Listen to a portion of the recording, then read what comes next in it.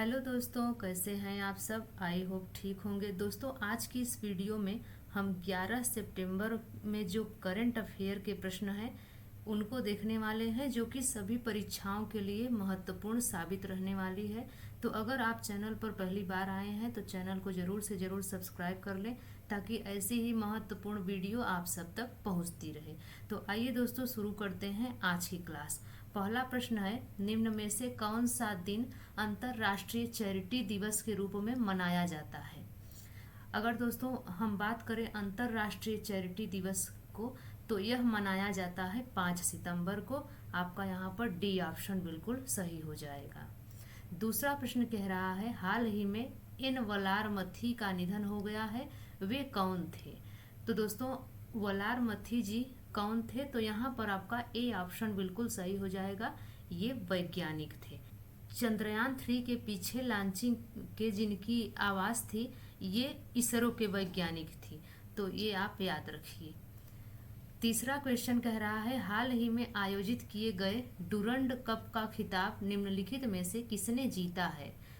तो दोस्तों याद रखिए, यह जीता है मोहन बागान ने। सी ऑप्शन आपका बिल्कुल सही हो जाएगा। चौथा प्रश्न कह रहा है, हीथ स्ट्रीक का हाल ही में निधन हो गया, वे किस टीम के पूर्व कप्तान थे। तो हीथ स्ट्रीक जो है दोस्तों, वो क्रिकेटर भी थे और साथ ही साथ तेज गेंदबाज भी थे, और वो कप्तान भी थे। कहाँ के कप्तान थे, तो याद रखिए रोडेशिया के कप्तान थे। तो यहाँ पर आपका सी ऑप्शन बिल्कुल सही हो जाएगा। रोडेशिया जो है वह जिम्बाब्वे का पुराना नाम है। जैसे जापान का पुराना नाम निप्पन है, वैसे ही रोडेशिया जो है वह जिम्बाब्वे का पुराना नाम है। पांचवा प्रश्न कह रहा है, हाल ही में आयोजित पुरुष हॉकी 5 एशिया कप के पहले संस्करण का खिताब किसने जीता है। तो याद रखिए दोस्तों, यह खिताब जीता है भारत ने। बी ऑप्शन आपका बिल्कुल सही हो जाएगा। छठा प्रश्न कह रहा है, निम्न में से कौन इटालियन ग्रैंड प्रिक्स को लगातार 10वीं बार जीतने वाले पहले खिलाड़ी बन गए हैं। ये बन गए हैं मैक्स वर्स्टैपन। आपका बी ऑप्शन यहाँ पर बिल्कुल सही हो जाएगा। अगला प्रश्न कह रहा है, रेटिंग एजेंसी ने हाल ही में भारत के सकल घरेलू उत्पाद का अनुमान बढ़ाकर कितना कर दिया है। तो याद रखिए 6.4% कर दिया है। आपका सी ऑप्शन बिल्कुल सही हो जाएगा। अगला प्रश्न कह रहा है, निम्न में से किसने हाथियों को बचाने वाली घुसपैठ का पता लगाने के लिए पीएमआई दक्षिण एशिया पुरस्कार जीता है। तो याद रखिए कि यह जीता है पूर्वोत्तर सीमांत रेलवे ने। ए ऑप्शन आपका बिल्कुल यहाँ पर सही हो जाएगा। अगला प्रश्न कह रहा है, बहुविवाह पर प्रतिबंध लगाने के लिए कौन विधानसभा में विधेयक पेश करने वाला है। तो यह पेश करने वाला है असम। डी ऑप्शन आपका बिल्कुल यहाँ पर सही हो जाएगा। 10वां प्रश्न है, सूर्य पात्रो किस विधानसभा के पूर्व अध्यक्ष थे जिनका हाल ही में निधन हो गया है। तो याद रखिए कि सूर्य पात्रो जी ओडिशा विधानसभा के पूर्व अध्यक्ष थे। यहाँ पर बी ऑप्शन आपका बिल्कुल सही हो जाएगा। अगला प्रश्न कह रहा है, निम्न में से कौन अरब इतिहास के सबसे लंबे अंतरिक्ष मिशन को पूरा करने वाले व्यक्ति बन गए हैं। तो यह बन गए हैं सुल्तान अलने आदि। आपका बी ऑप्शन यहाँ पर बिल्कुल सही हो जाएगा। 12वां प्रश्न कह रहा है, इंटरनेशनल स्पोर्ट फेडरेशन में चुने जाने वाले पहले भारतीय बन गए हैं। तो यह कौन बन गए हैं, तो यह बन गए हैं लोकेश सूजी जी। यहाँ पर ए ऑप्शन आपका बिल्कुल सही हो जाएगा। 13वां प्रश्न कह रहा है, 5 सितंबर को शिक्षक दिवस के अवसर पर कितने राष्ट्रीय पुरस्कार दिए गए हैं। तो याद रखिए 5 सितंबर को शिक्षक दिवस के अवसर पर 75 राष्ट्रीय शिक्षक पुरस्कार दिए गए हैं। यहाँ पर सी ऑप्शन बिल्कुल सही हो जाएगा। 14वां प्रश्न कह रहा है, हाल ही में जी मारी मुथु का निधन हुआ है, वे कौन थे। तो अभिनेता थे। यहाँ पर आपका सी ऑप्शन बिल्कुल सही हो जाएगा, और ये तमिल के अभिनेता थे। ये भी आप याद रखिए। अगला प्रश्न कह रहा है, हाल ही में स्वच्छ वायु सर्वेक्षण में सबसे स्वच्छ वायु के मामले में कौन शीर्ष पर रहा है। तो शीर्ष पर रहा है जो, वह है इंदौर। बी ऑप्शन आपका बिल्कुल सही हो जाएगा। 16वां प्रश्न कह रहा है हाल ही में लगातार दूसरी बार विश्व का सर्वश्रेष्ठ देश होने का खिताब किसने जीता है? तो यह खिताब जीता है स्विट्जरलैंड ने।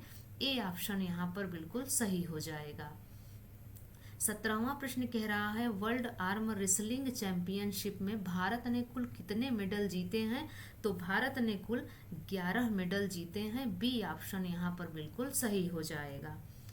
अगला प्रश्न कह रहा है हाल ही में कहाँ पर जटायु क्रूज सेवा शुरू हुई है?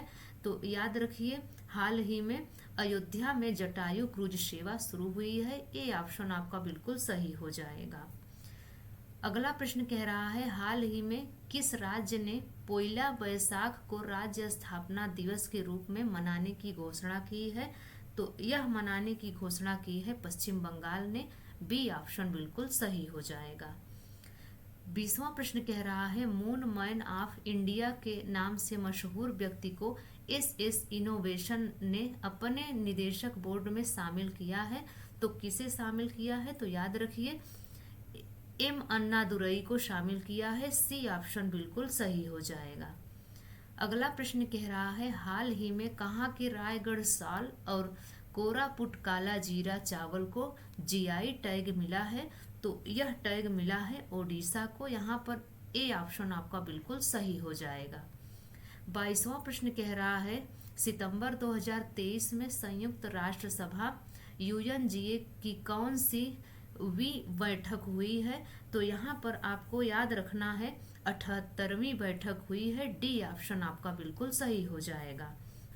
अगला प्रश्न कह रहा है हाल ही में किस देश ने गर्भपात को अपराध की श्रेणी से बाहर कर दिया है?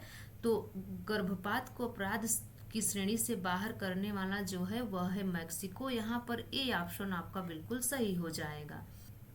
अगला प्रश्न कह रहा है हाल ही में one sun one world one grid सम्मेलन का आयोजन कहाँ किया गया? तो याद रखिए वन सन वन वर्ल्ड सम्मेलन का आयोजन किया गया नई दिल्ली में। यहाँ पर आपका ए ऑप्शन बिल्कुल सही हो जाएगा।